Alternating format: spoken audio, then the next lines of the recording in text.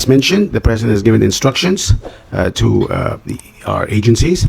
It is a whole of government approach, and it does not involve only the DFA and the DMW, including DMW OWA, but we are meeting with other government agencies such as the DND, DSWD, DOLE, TESDA, and other offices as we work together to ensure the safety and protection of our kababayans in Israel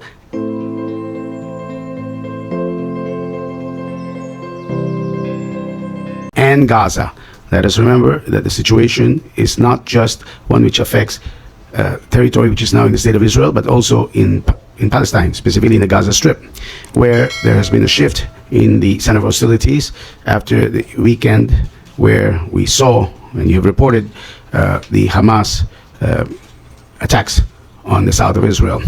But we are here to assure you that the government is on top of the situation. We're doing everything we can, and we will update you, or we will brief you now on the steps we're undertaking. Aside from the Philippine Embassy in Tel Aviv, our embassies in Amman, Jordan, which has jurisdiction over the Palestinian territories, and Cairo, Egypt, because it is at the border of Gaza, are also part of our working group. All right, so I'd like to turn over to you, Yusek Hans Gagdak, OIC Hans Gagdak, actually, of the Department of Migrant Workers, to talk about the situation involving our Filipino workers in Israel so far. Yes, thank you, Yusek Ed and Admin Arnel and Sec Daphne and everyone here. Greetings to everyone.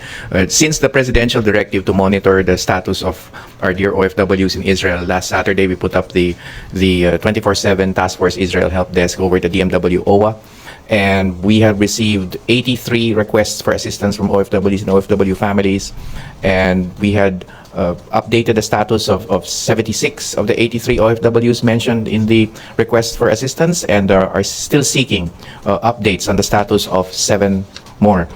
And of course, we also put out a Google survey.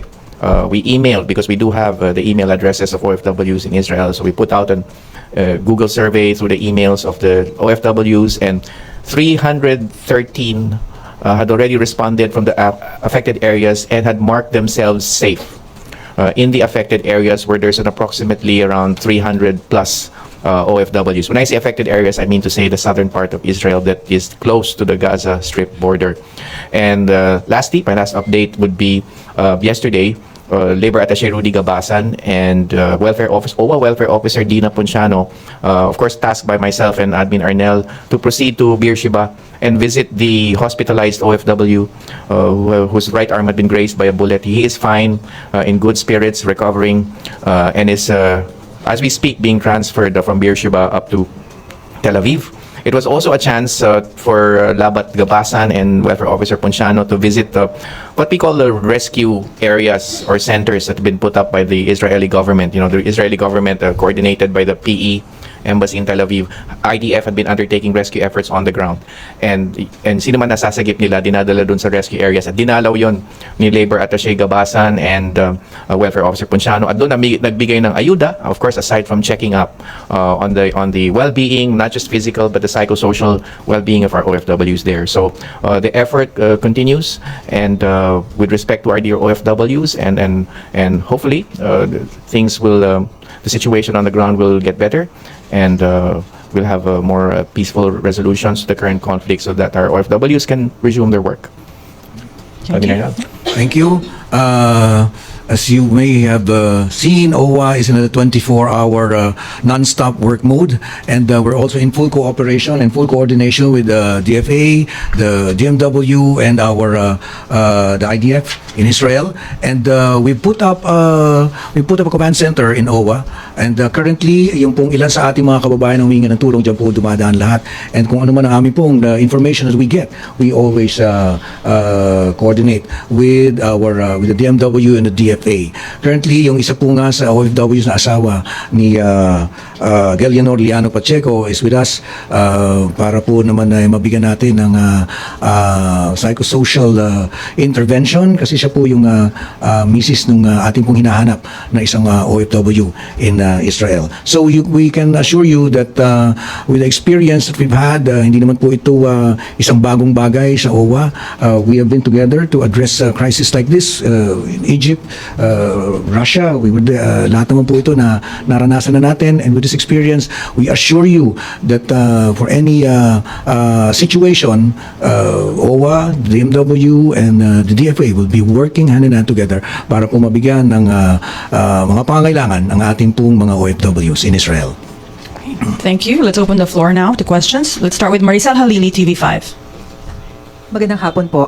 May we have an update about po dun sa repatriation of our Filipinos residing in Israel? Gaano na po karami sa kanila yung nagsabi na gusto na nilang magpa-repatriate, and ready na po ba tayo for repatriate? Maganda nga po na una kailangan natin maalala, tulad ng sinabi namin, yung affected areas talaga kung saan pumasok yung Hamas ng weekend are in the south of Israel. There are roughly 30,500 Filipinos in Israel. The majority of those, the vast majority, 95%, according to our embassy, are not situated in the southern areas near Gaza. No, there are some cities of Israel in the area, such as Sderot, Ashdod, and others, Beersheba, where we have a total of about 300 Filipinos, and the embassy has been in touch with them to make sure that they're all right. Karamihan natin mga kababayan are in Tel Aviv, Jerusalem, or Haifa, further up north. Wala pang nagsasabi na gusto nilang ma-repatriate. This situation between the Hamas and the Israeli authorities is sadly a cyclical thing, which our kababayans are well aware of. They are very resilient, just like the people they're living with in Israel, and they do not ask for repatriation whenever there is a conflict, because by past experience, what happens is that, well, after a few days, hopefully this will be the case as well, tulad ng sinabi ng ating dalawang gentlemen dito, no? And after a few days, there's a session of hostilities. So they haven't asked. We are ready to repatriate them, to bring them home if that's what they want. The situation is different in Gaza, in Palestine, where you have about 137 Filipinos. They're not OFWs. They are Filipino family members. They are Filipinas married to Palestinians. And some of the 137 are their minor children, so they are also Philippine nationals. And parami ng parami, but right now, according to our embassy in Amman, there are about 38 who have asked to be repatriated, and we are in the process, and we are working on it. So, dun po, sa Gaza meron nagpaparepatriate, sa Israel, wala po. Sir, just a quick confirmation. Meron na po ba tayong balita kung totoo na merong fatalities na Filipino in Israel? Because merong lumalabas na news na mukhang meron na raw. We have heard that. We cannot confirm that because we do not want to to confirm anything without being 100% sure of the facts. May I ask my colleagues here also to give the perspective from the DMW NOVA? Yes, as far as we have been told by the Philippine Embassy, there is also close coordination with the IDF, International Defense Forces. Of course, for OFWs, we are also in touch with their employers, so that we can get the full facts. And thus far, agree with you, Sec Ed, there has been no confirmation of the reported fatality, although the matter has been forwarded to the Israeli side, the Israeli government.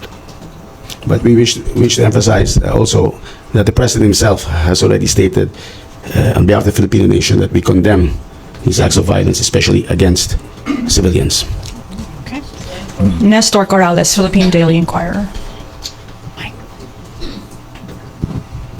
Just a follow-up, so may we know how many Filipinos are currently unaccounted for in Israel, and how many are held hostage, if any? On that being held hostage, we have no absolute confirmation that there is a single Filipino being held hostage. But yes, it is true that there are about 7 Filipinos who, shall we say, whose whereabouts we are uncertain of. No, I'd like to ask my colleagues to share some details. Yes, we're hoping that the number of OFWs whose updates or status we are still trying to get ourselves updated with will continue to go down. It was around 15 or 16 last weekend. So we have slowly accounted for the status of our respective OFWs. Of course, in total it was 83, but slowly we are updating their status and have accounted for most of them. So hopefully the trend continues, and we'll have a complete accounted roster of OFWs in Israel. Yung isa po doon, tulad ng banggit na ni Administrator Arnel, well, nakita raw niyo yung asawa niya sa video, yun Yes. isa sa mga missing Filipinos, pero at least yung Yes, tungkol so sa misis- the wife of Galino Orleano Pacheco ay nakita daw niya yung kanyang mister, pero Sa video, sa video, pero as I've said, we would like to be 100% sure. So what we did is to kinuha po natin yung kanyang wife, and currently nandito siya sa OWA ngayon para naman mas mabigyan siya ng mas makalma natin kasama yung anak niya.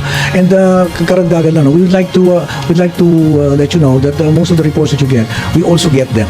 But we are very, very careful as to what we will tell the media. Kasi katulad po ng mga nauna ng mga reports, upon verification, hindi naman po totoo. And we'd like to appeal to our kababayans. Each time that you make transmissions from where you are, it can jeopardize your situation. Maaari kayong matrace. And then pangalawa, it instills unnecessary fear dun po sa ating mga kababayan. So it's best that we be very cautious about sharing information, unconfirmed, especially unconfirmed and verified information bago natin sila ilabas. So I hope you understand bakit kami ay ingat na magbigay ng mga ganong uri ng informasyon. Now, ano ba yung katapat naman nun? As you see, as you observe, the DMW, DFA, and OWA, tuloy-tuloy na nagtatrabaho. Katulad nung simula na ang dami nating mga sinabi na hindi makita. Ngayon, bumababa na itong mga numero na to.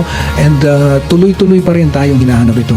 Hindi lamang ito kasi hindi lamang ang ating side ang nakikipagtulungan. In fact, IDF is also working closely with us. In fact, yung ilan po sa ating mga nailigtas at nadala sa mas ligtas na lugar, ito po ay hinatid ng IDF ng Israel. So we're working very closely with them. Yung dagdag ko lang, sorry, yung isa pa lang unaccounted a few days back, yung nagkaroon ng smoke inhalation, isa yun sa mga dinalaw ng labat ng DMW at ng well-off ni Admin Arnella. And she is safe, and she's currently up in Tel Aviv already. Recovered, wala na siya sa hospital. Kaya nagpapasalamat din tayo sa State of Israel. Pinangakuan ng ambassador nila dito na hindi lang naman nila bibigyan ng protection ka rin ng sariling citizens, pero pati rin yung mga iba kasama ng mga Pilipino doon. To add to what Administrator Ignacio was saying, for example, we don't want to be alarmist. Yes, it's true na may missing Filipinos, pero it's possible they're still in the bunkers, they're still kasi meron pa rin konting gun battles between Israeli forces and some Palestinian fighters in south of Israel, so maybe they're still in hiding or so, and eventually lilitaw na rin, hopefully. And also on the details, remember it's a security situation, so in case they were abducted, we don't want to give details because that will endanger their lives, right? It will worsen their situation. Ivan Mayrina, GMA7. Gentlemen, sir, good afternoon. Based on reports that we've been seeing from foreign media, Gaza City is under heavy bombing, perhaps as we speak. Meron ho ba tayong impormasyon kung anong kondisyon ng mga kababayan natin doon? At bukod po sa bombing, tinigil daw po ang supply ng pagkain, kuryente, fuel, even water, papunta sa Gaza City. All right. It is true that there's bombing and that, well, actually, Gaza has been in lockdown. I'm sorry, the Israelis, since for some years, put a blockade on Gaza. And that's part of the reason, part of the reason for the difficult relationship right now between the Palestinians and the Israelis. Ang ating mga kababayan, so far walang casualties, walang wounded, because ang tinatarget ng Israel specifically are Hamas targets. And we would like to think that our kababayans in Gaza are not involved with the Hamas.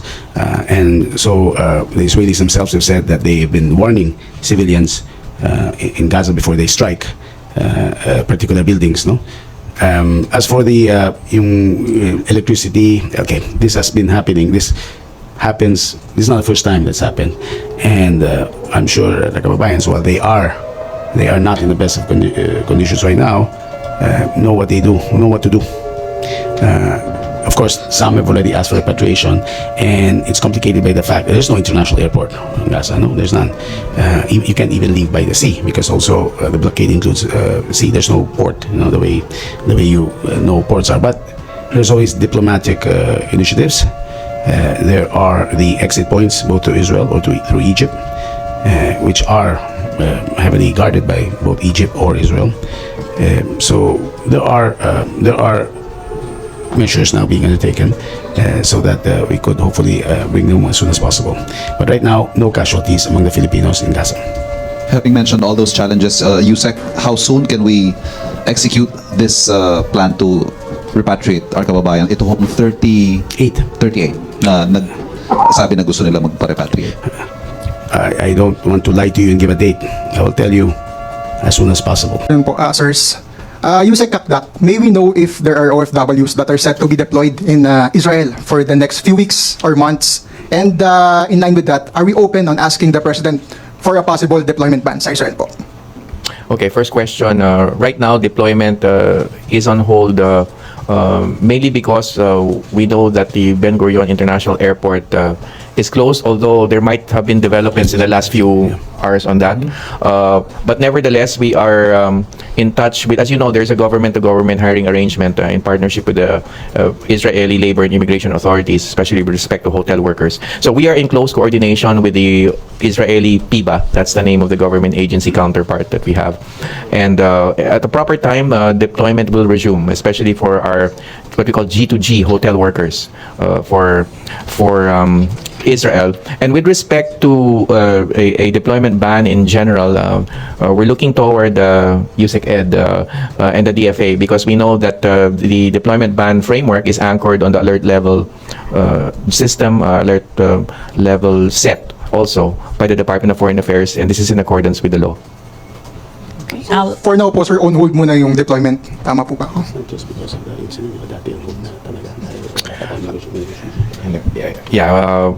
Right now, what's proceeding is the deployment of hotel workers. So right now, because of the alert, kasi it takes alert level 3 to hold the deployment. Alert level 2 for new hires and alert level 3 for all types of workers. So wala pa tayo sa alert level 2. So technically wala pa tayong deployment ban sa ngayon. But again, the situation we are in is that we have a government-to-government hiring arrangement with our Israeli counterparts. So it's a two-way street. We have to be well coordinated with our Israeli labor and immigration counterparts before we even proceed, kahit na walang ban. Okay. Alan Francisco, PTV4. Hi ma'am, hi gentlemen. Ilan po sir yung aalis na yon? Sa hotel workers kasi we are deploying around on average around 1,000 let's say 1,800 in a given year kasi it's just the second year of implementation of the G2G arrangement. Yung sa caregivers, naka-hold siya over the last year, no? But sa hotel workers, that's ongoing. So that's around 1,800. So that's approximately maybe 100 or so per month. So we, again, the situation is manageable kasi nga, nakatimbre tayo dun sa counterpart natin sa Israel. So even before we say yes here, they have to say yes over there and vice versa. Sabay din magde-decide bago matuloy yung deployment. May I add also, may sabi si Yusek, no, naka-hold yung deployment ng caregivers last year. This has not to do with the conditions, working conditions of the caregivers, but with the negotiations with the G2G agreement. Karamihan ng mga Filipinos sa Israel are caregivers, but now we are working now for other workers, including yung sinabi hotel niya, workers. hotel workers, but yung caregivers is a special case, so they're negotiating with, well, they were, and then, well, now this happened, so we will work on it after hostilities cease, hopefully, as soon as possible. Sir, balikan ko lang yung sitwasyon sa Israel. Anong point sir na kailangan na magpatupad ng probably forced evacuation? I understand na kasasabi nyo lang po kanina, wala pang gustong mag-repatriate ng ating mga kababayan. Yung force, let me clarify yung alert level. So alert level precautionary phase, yung alert level 1, pag nag-uumpisa na yung if there are incipient threats to the safety and security of our kababayans there, precautionary phase. Alert level 2, restricted phase, meaning bawal na magpadala ng bagong workers. Alert level 3, voluntary repatriation, meaning sumama na yung situation, although there is still order in the country. Alert level 4, yun na talaga yung breakdown of order and of practically full-scale war. By the way, we could have alert levels only in one particular place, hindi to alert level the entire country. Our embassy in Amman, which controls Gaza, which has jurisdiction over Gaza, has recommended na ilagay na yung Gaza to alert level 3. which is voluntary repatriation. So hindi pa mandatory. So this will be clear with the President. As for Israel, our embassy has not yet made a recommendation, although we are working, our task force is working by the presumption that we're in the precautionary phase because we have to prepare, no? So as for when we will call on a mandatory evacuation, well, if the situation, we'd like to be optimistic, no? Escalates that not just what's happening now, but pretty much that the Israelis are no longer able to defend the citizenry, and they are themselves asking for foreigners to leave. If you remember in Sudan, even recently, even the two warring factions were saying foreigners should leave. So that's a great example of voluntary or mandatory repatriation. The Israeli government is in control of Israel, and now they are the ones undertaking operations against Gaza. So we would like to call eventually for a peaceful solution and respect for international law, and hopefully peace will prevail. So wala pa tayo sa situation nun. Hopefully our efforts now are on ensuring the safety and monitoring the safety of our kababayans, including hopefully we'll be able to find out what happened to the 7 who are missing. Thank you, sir. Thank you. Okay, Alvin Baltasar, PBS. Yusek, Kakdak, magandang hapon po. Yusek, medyo clarification lang ng kaunti doon sa deployment. Opo. Parang sa pagkakasabi nyo kanina, apparently mukhang suspended muna yung deployment. Pero nabanggit nyo rin kanina na parang lumalabas na selected lang yung pansamantalang deployment ng mga manggagawa. Gaya ng hotel workers, pwede silang tumuloy pa. Yeah, kasi sa ngayon talagang walang deployment ng new hires ng caregivers, no? As mentioned by Yusek Ed, mayroong pang negotiations to renew, no, or to resume the deployment. Ngayon, what is functioning right now is the government to government hiring ng hotel workers. Dalawa kasi yun eh. Government to government hiring ng caregivers maybe 2020, 2021, and then 2022 nagsimula yung hotel workers. So naka-hold ngayon yung sa caregivers, but on a, not as mentioned by Yusek Ed, not related to the current situation. It's because there are current negotiations taking place between both sides.